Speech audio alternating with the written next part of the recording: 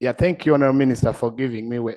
Honorable Minister and Right Honorable Speaker, there has been degeneration in this issue of education, Right Honorable Speaker. You find in different districts, different politicians now setting exams and giving children exams in their name. You find the person names so and Solomon Silwanyi examination board. Then they set these exams and they give children. It has happened in my district, Bujiri district local government. They set exams in the name of a person and then they give out exams. And I've seen it. I saw it even party presidents of different political parties set what? Exams. So when the Silwan, you set it in Bugire? No, I did not set in Bujiri. I was just using my name as an example because I don't want to mention people who are not here. But there are politicians who set exams. Yes, I will come here and lay. I saw a party president setting exams. The rules of this house, the rules of this house, you don't talk about people who are not here. Yes. But if it is true, then you bring the document and lay on table. Right, Honorable, much obliged. Because I have a party president here. Right, Honorable, not to be specific, you're not the president of JEMA, but I will come and lay the document. Please come and lay on table. Let me have Sasaga, then Katesh. Minister, let the minister listen and then he answers.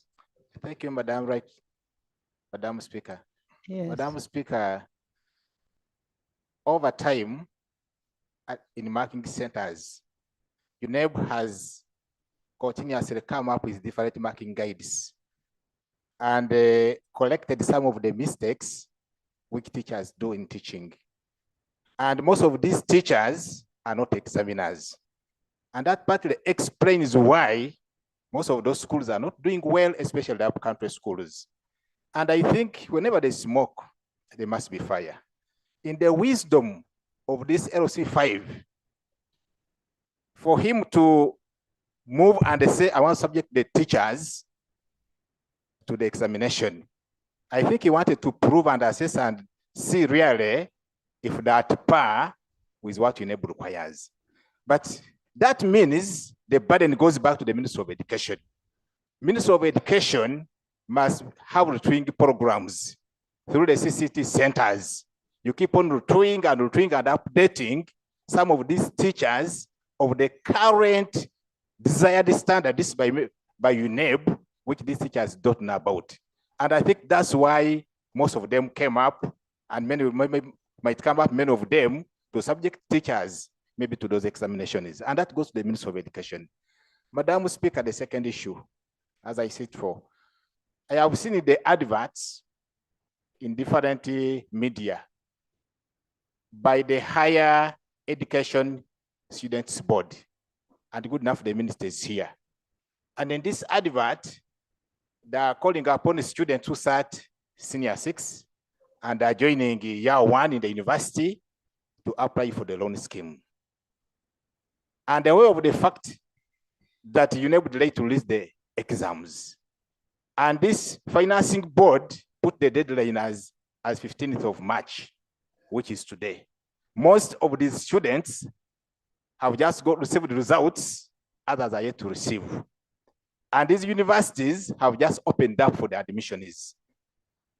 Right, Honorable Speaker, I was pleading with the minister, or appealing with the minister, if can prevail over the higher students loan scheme, that the deadline can be extended for the most of the students to benefit in this country. Because the way I'm aware, not even a single university by now could have issued the admission letters. But also supplemental to that, there was a complaint in this house last year and the previous years about the equity of the loan scheme. And there was that complaint, and they could publish in papers. What the board decided, or the ministry, was now to change. If they were starting with a religious name, a Christian name of the beneficiaries, they went and turned and changed it with the religious name. Because you could actually follow in the papers and see that most of these beneficiaries largely come from one part of this country, almost 80% of those beneficiaries. I could also call upon the Honorable Minister that the board ensures equity and fairness. If possible, if you can undergo the quota system the way the Public University Joint Admissions Board does, that we go by quota system, and you know very well Sironko or Bujili has got this number of the beneficiaries of their own scheme. I submit. Thank you. Minister, we need equity and national character. Katesh? Madam Speaker, if I was the MP of that area, I would actually commend the decision of the LC5 chairman.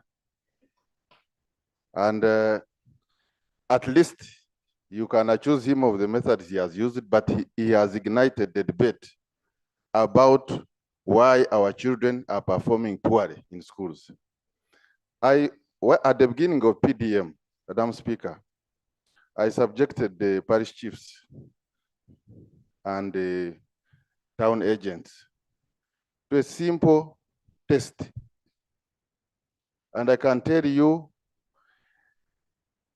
I was shocked by the level of understanding of what these people are supposed to do.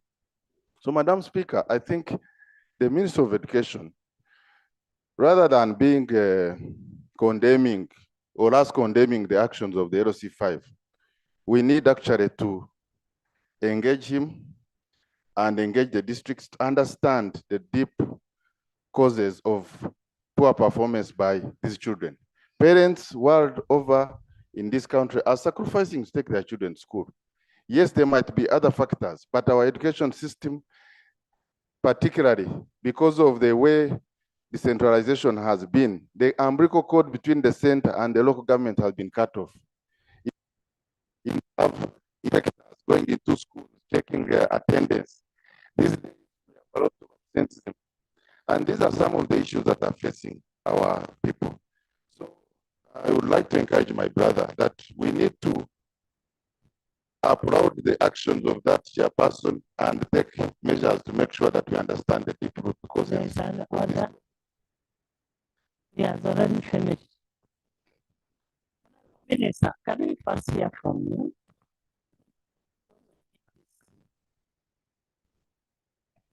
Thank you very much, Right Honorable Speaker. Right Honorable Speaker and dear colleagues. First of all, I would like to begin by clarifying over the advert that came from the Higher Education Student Financing Board recently.